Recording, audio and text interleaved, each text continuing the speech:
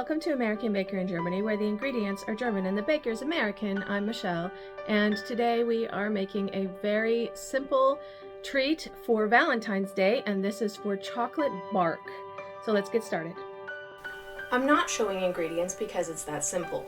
I melted 200 grams of white chocolate and split it between two bowls.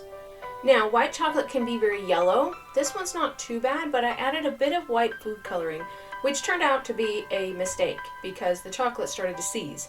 See it thickening up like it wasn't really melted? I set it aside for a few minutes while I colored the other bowl with pink gel food coloring.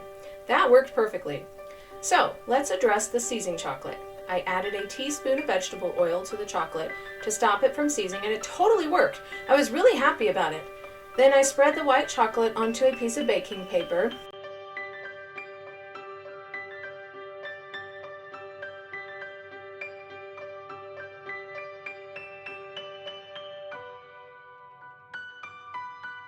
Then I spread the pink chocolate over the top.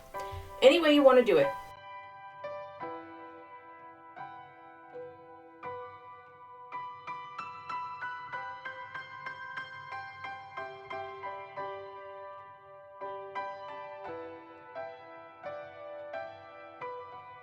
Then I sprinkled these Valentine's Day sprinkles over the top. Isn't that pretty?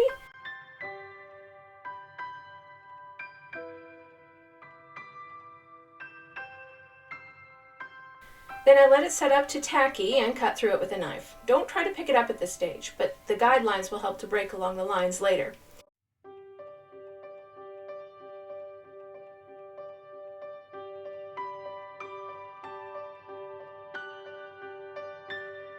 Then allow it to set up completely. You can chill it to get to this point if you need to.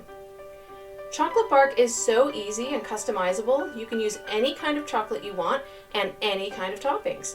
You can also make it as thick or as thin as you like. Happy Valentine's Day! For more tutorials and recipes, visit our website at americanbakeringermany.weebly.com. We're also on Facebook and Instagram. Subscribe for more tutorials.